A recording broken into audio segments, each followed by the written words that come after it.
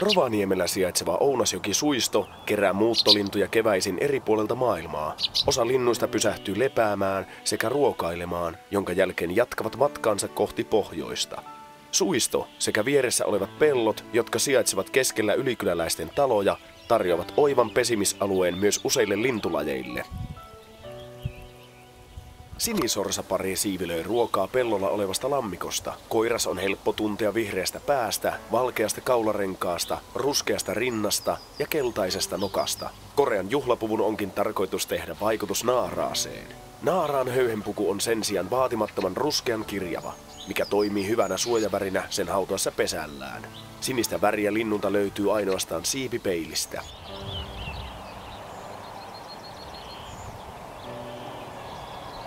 Iso kuovi on suurin kahlaajamme ja tyypillinen peltolintu.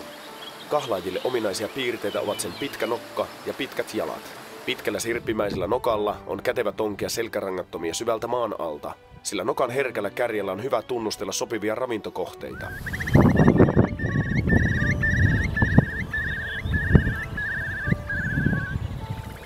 Koiran nokka on jonkin verran lyhyempi kuin naaraalla.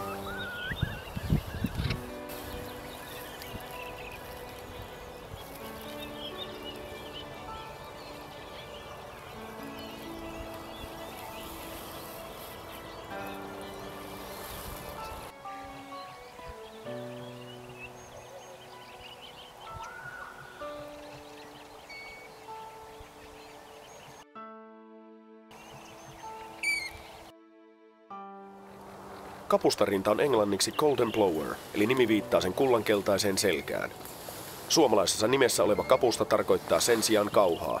Linnun naamasta alavatsaan saakka ulottuva tumma kuvio, kun muistuttaa muodoltaan soppakauhaa.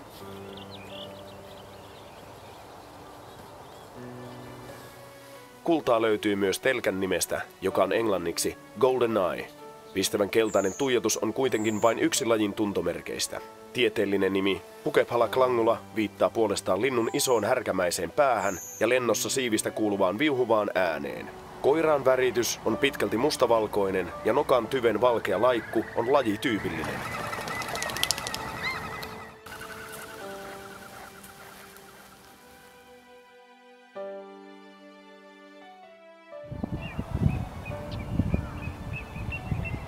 Pikkutylli eroaa lähisukulaisestaan tyllistä keltaisten silmärenkaittensa ansiosta. Hyviä eroja ovat myös linnun tasaisen tumma nokka ja kuviottomat siivet. Tyllin nokka kun olisi kaksivärinen ja sen lennähteessä paljastuisivat valkeat siivijuomat. Ravintoa etsiessään pikkutylli tömisyttää vähän väliä jalallaan maata, tarkoituksenaan säikyttää lähistöllä piileskelevät selkärangattomat liikkeelle, jolloin sen on helppo napsia ne nokkaansa. Peippo on maamme toisiksi yleisin lintulaji ja voimakkaan nokan perusteella helppo tunnistaa siemensyöjäksi. Koiran tuntomerkkejä ovat ruskeanpunainen yleisväri, siniharmaa niskapuoli, ruskea selkä ja voimakkaat valkoiset siipijuovat.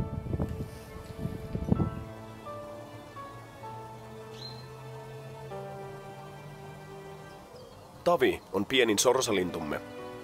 Takaviistosta katsottuna huomio kiinnittyy kellertäviin kuvioihin pyrstön tyvellä ja siivellä kulkevaan valkeaan pitkittäisjuovaan.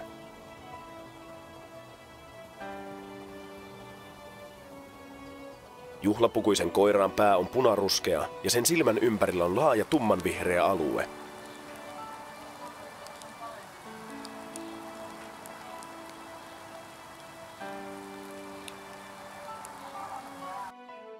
Kivitaskukoiraan naamalta taas löytyy lajityypillinen musta rosvonaamio.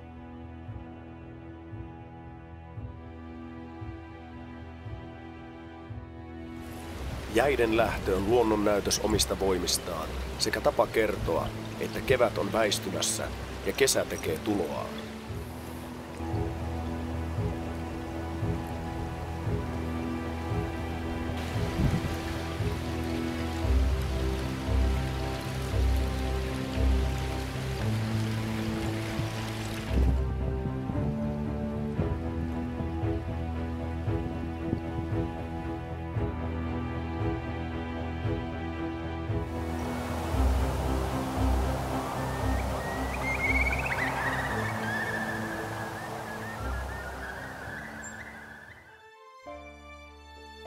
Pelloille ruokailemaan saapuneen punakylkirastaan tunnistaa, kuten nimikin sanoo, punaruskeista kyljistään.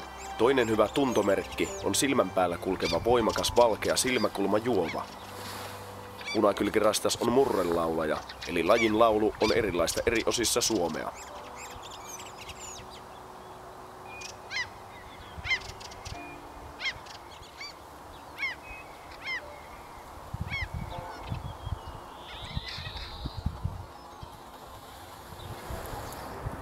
Pikkuvarpunen on levittäytynyt viime vuosien aikana kovalla tohinnalla Lappiin. Valkealla poskella näkyvä tumma kuvio, valkea niskajuova ja pähkinänruskea päälaki erottavat sen helpoiten lähisukulaisestaan varpusesta. Varpusesta poiketen pikkuvarpuskoiras ja naaras ovat keskenään samanväriset.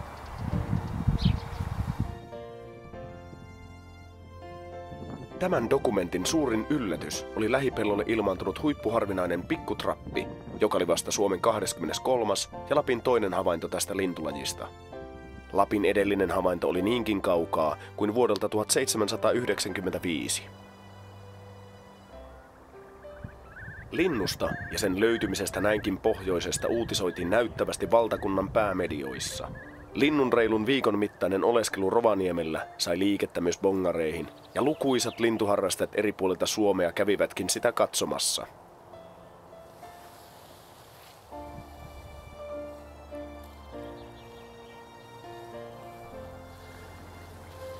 Tälle keväälle erityistä oli vihervarpusten poikkeuksellinen runsaus. Pieniä terhakkaita vihervarpusia kun tuntui olevan joka paikassa. Sukupuolet on helppo erottaa toisistaan siitä, että koiraalla on päässä voimakkaat mustat kuviot, mutta juovikkaammalta naaraalta ne puuttuvat. Lajin hyviä tuntomerkkejä ovat muun muassa vihreänkeltaiset siipijuovat, yläperä ja pyrstön reunat. Talitiaisen erottaa muista tiaisista helpoiten paitsi suuresta koosta, myös vatsan poikki kulkevasta voimakkaasta mustasta pitkittäisjuovasta, joka koiralla vielä levenee jalkojen välissä. Valkoiset posket erottuvat hyvin muuten mustasta päästä.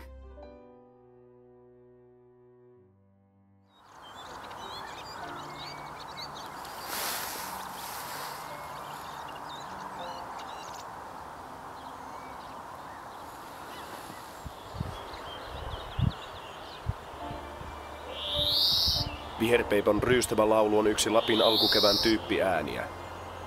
Kaikissa puvuissa hyvä tuntomerkki on suljetulla siivellä näkyvä keltainen paneeli ja keltainen väri pyrstösulissa.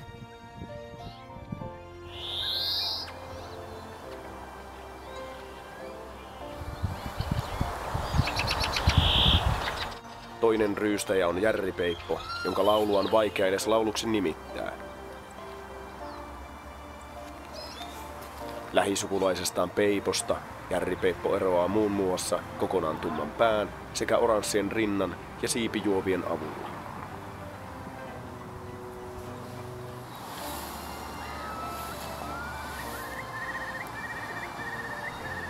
Lähipellon ravintotarjonta houkutteli puoleensa myös lokkeja, sekä pääasiassa valkoisia kalalokkeja että ruskeanaamaisia naurulokkeja.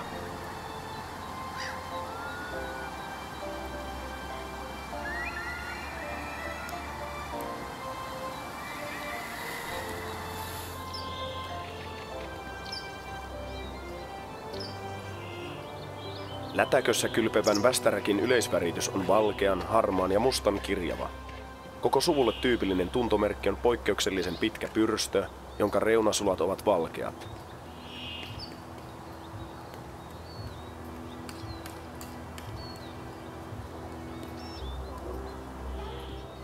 Tällä linnulla näkyy oikeassa jalassa kevyt alumiinirengas. Rengastuksen avulla on Suomessa tutkittu jo yli 100 vuoden ajan muun muassa lintujen liikkeitä, elinikää ja kuolinsyitä.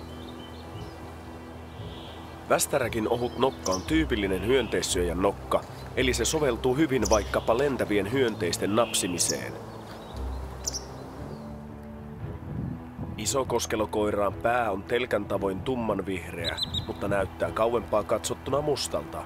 Lähisukulaisensa tukkakoskeloon verrattuna isokoskelokoiraan ulkonäkö vaikuttaa huomattavasti huolitellummalta, ja linnun päävärit ovat valkoinen ja musta. Kapea koukkupäinen nokka on erinomainen apuväline sen sukeltaessa kaloja ravinnokseen. Alkukevään säät tuovat haasteita varhaisille tulijoille, kuten tälle haarapääskylle, joka on kuitenkin palannut juuri muuttomatkaltaan eteläisestä Afrikasta asti.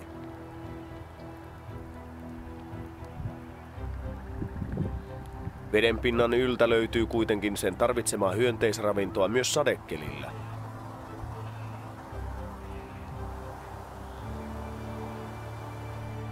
Lajityypillisiä tuntomerkkejä ovat muun muassa punaruskea kurkku, yksivärisen musta selkäpuoli ja pitkät uloimmat pyrstösulat.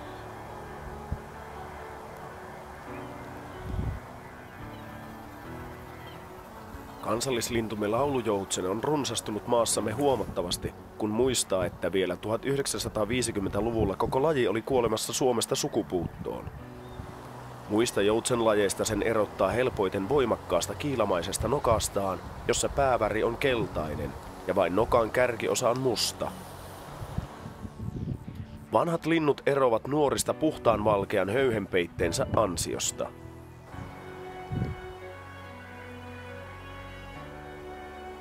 Valkoviklon ravinnonhankinta on samantapaista kuin kuovilla, vaikka tämän lajin nokka kaartuukin nyt ylöspäin.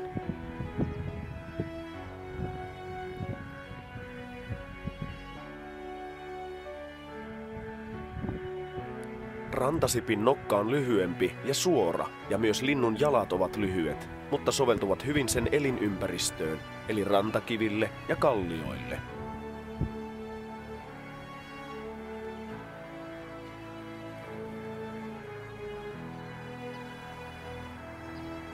Liron pääasiallista elinympäristöä ovat Pohjois-Suomen suot, ja tyypillisimmillään sen näkeekin varoittelemassa rämemännyn latvassa.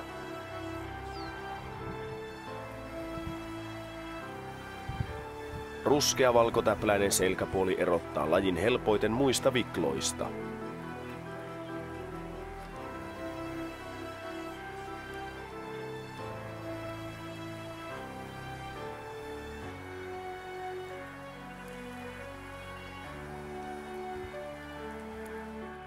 Pellolle pysähtynyt lapinsirkku on puolestaan matkalla kaikkein pohjoisimman Lapin soille tai tuntureille.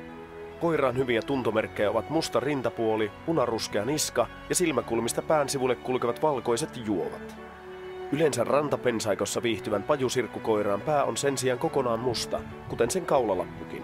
Linnun vatsapuoli on valkoinen ja selkäpähkinän ruskea.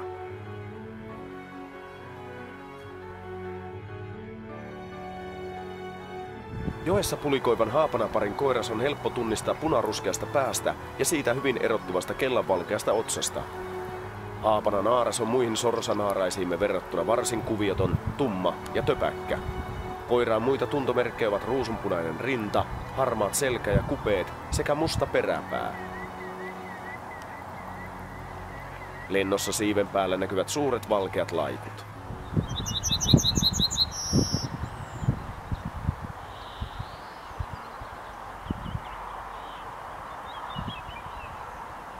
Keltasirkku on nimensä mukaisesti keltainen sirkku. Sukulaistensa tapaan silläkin on tukevahko siemensyöjän nokka ja musta, valkoreunainen pyrstö.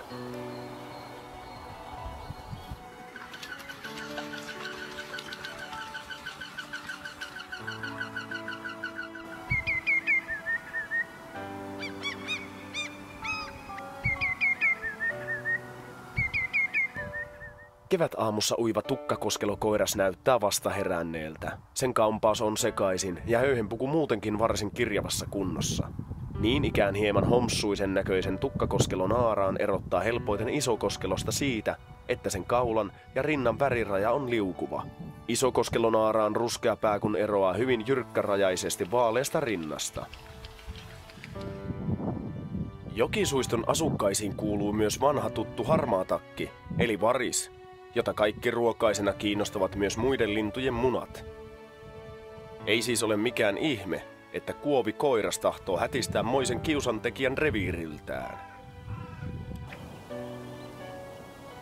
Suiston saarien ja lähipeltojen runsas pikkunisäkäskanta on houkutellut paikalle suopöllön, joka muista pöllöistä poiketen saalistelee mielellään myös päiväsaikaan. Pitkillä siivillään se lentelee tähystelemässä sopivaa saalista ja sellaisen huomatessaan syöksähtää kynnet ojossa sen kimppuun. Läheltä katsottuna suopöllön erottaa muista pöllöistä muun muassa mustista silmän ympäryksistä ja keltaisista silmistä.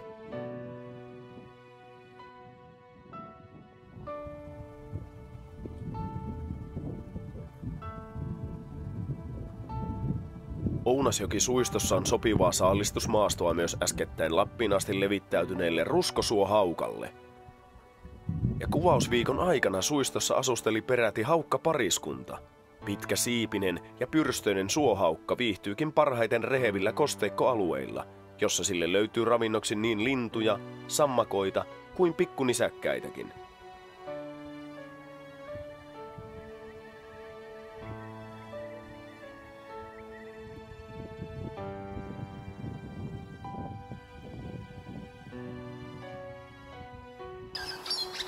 Sinitiainen on talitiaisen tapaan keltavatsainen tiainen, mutta siltä puuttuu isomman sukulaisensa musta vatsajuova.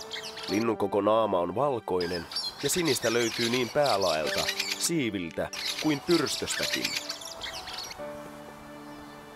Räkättirastas on nimestään ja äänestään huolimatta varsin komea lintu. Sen rinta on kullankeltainen ja mustatäpläinen.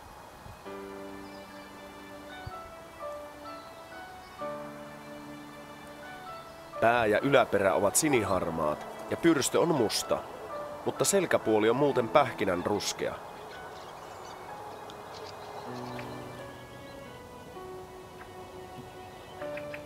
Valkoviklon, rantasipin ja liron ohella vikloihin kuuluu myös mustaviklo, joka onkin nimensä mukaisesti musta, pitkänokkainen ja pitkäkoipinen. Lennossa vilahtelee soikea valkoinen selkäkuvio. Mustaviklon mieluisinta pesimäympäristö ovat Lapin kosteat aapasuot, joille tämäkin parvi oli todennäköisesti matkalla tankattuaan ensin jokivarressa.